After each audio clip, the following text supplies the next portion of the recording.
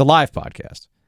Real-time audio is how it's been described to me. At least that's how the Silicon Valley folks tell me now. Does Duke still lose by 24 points? Yeah, they did. All right, so here's where we at. Credit to you. No credit to me. No credit to you. During yesterday's show. No, but I did not think NC State was going to win the game. I just said how they could win the game. Your point was, and here's where I think there's a little nuance to this. Yesterday when we were talking about the NC State-Duke game, you had brought up other instances in which if NC State was going to win the game, they needed a performance like ... And there's any number of instances that you can point to. You brought up, Lakeista McCullough, right? My favorite, yes. Your favorite instance. For me, when I was at NC State, it was 1998 C.C. Harrison game in Chapel Hill.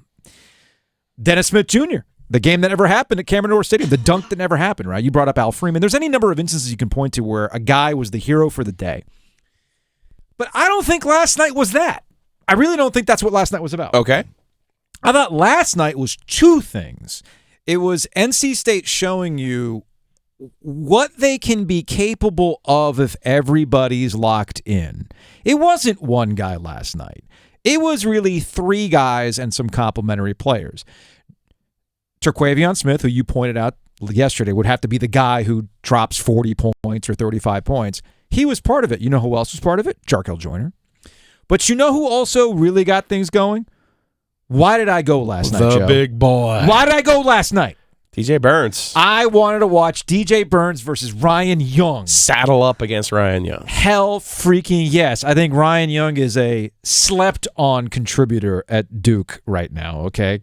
Just like DJ Burns. You look at DJ Burns, you're going, what? But DJ Burns got moves, folks. Moves.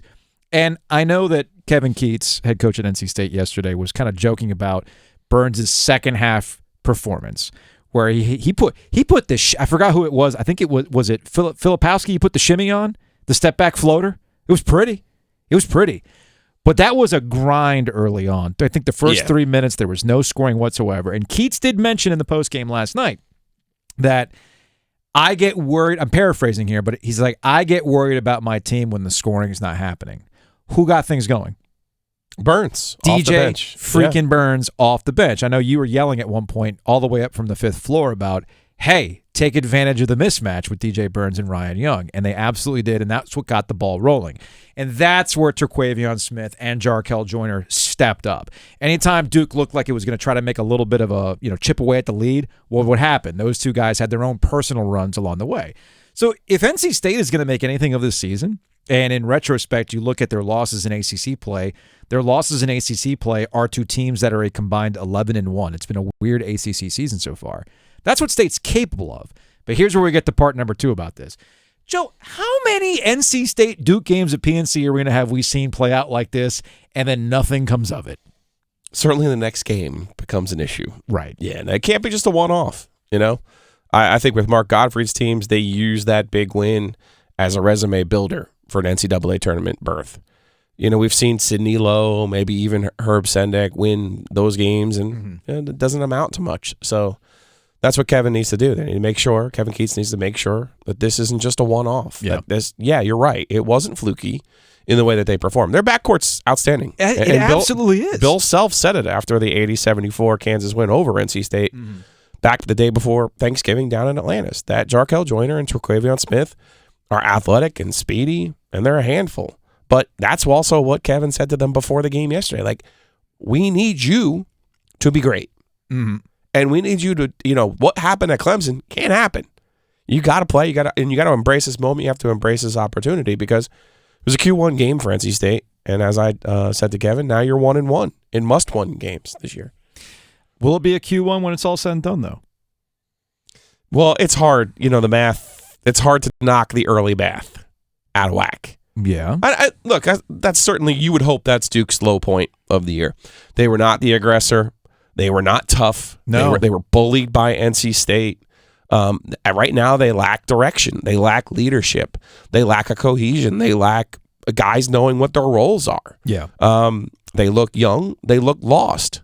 So the challenge for John Shire, and it was always going to be a challenge to replace Mike Krzyzewski, but the challenge now is you still have disparate parts, and you have to figure out how to piece them together.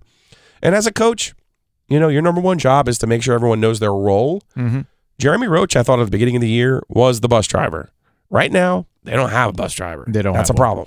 And I'm actually surprised he was able to play as much as he did, given the bad. Well, a lot of people were bad for Duke last night. And I think that's probably the most eye-opening aspect of the game. Again, we've seen State take it to Duke at PNC Arena before. It is 5 of the last 7 now. It is 6 of the last 9 if you ask Aaron Beard of the Associated Press. Nice. Not a new phenomenon. But what was surprising to me last night is that State big-boyed them, and they had no response. Yeah. No response. That was very alarming. And you, me, and Luke DeCock of the News and Observer were kind of joking around about, well, we don't know how John Shire will handle this. We know how Coach K would have handled this. Correct. You and I could have predicted what Coach K would have said after a game like that, okay?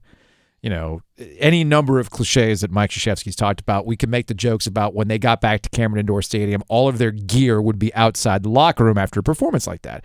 But we don't know how Shire is going to handle this, and I think that's one of the more curious parts about the rest of the season. Here's John Shire, head coach at Duke, talking about how this can be a great learning experience for the Blue Devils.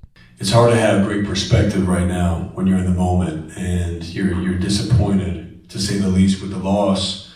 But it's a long year, and unfortunately, and I knew this when I took the job, there's going to be some moments like this where, people can doubt you, they can doubt us as a team, and sometimes the best way to learn is to experience it. And for this group in particular, to experience this game, to experience playing on the road, you wish it was 2-0 on the road or 4-0 in conference, but that's not how it works. And so for us, it's all about how you learn from it and how you grow from it, and that's how I'm going to approach it.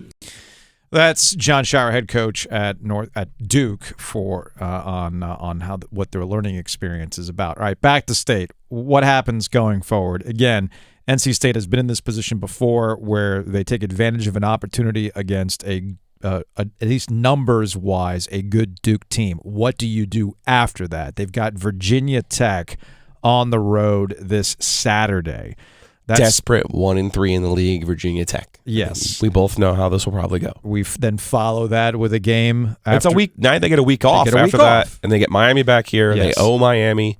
Old school feel to this. It's a return game. Mm-hmm. Hey, man, when I see you back at my place, we'll see how it goes. And that to me is going to be more telling than what happens on Saturday.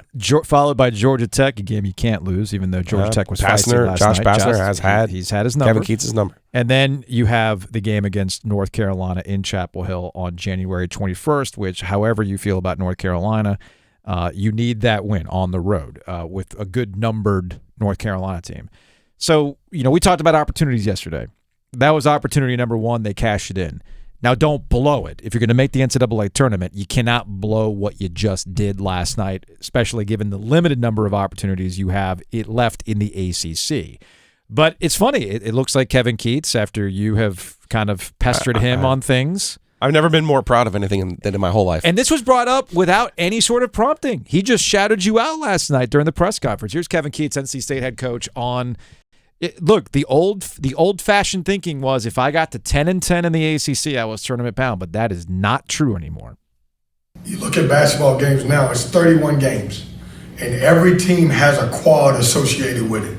I remember back in the day, and I was one, sure Joe would say something about it. I always said if you were 10-10 in the ACC, you were getting in. It's not like that now. You have to get quad 1 wins, quad 2 wins, and we talked about that. Here's an opportunity on your home floor. You got a quad 1 team coming in. No matter what the name is, you got to do a good job and you got to win the game, and that's what happened. You feel good? My heart feels good. You perked up. I did. I was standing next to you in the press room. You were like, oh. You know how I feel when someone acknowledges that I was right. No, you feel some type of way. I was going to say, go see a doctor after 4 hours. You feel some type of way after that.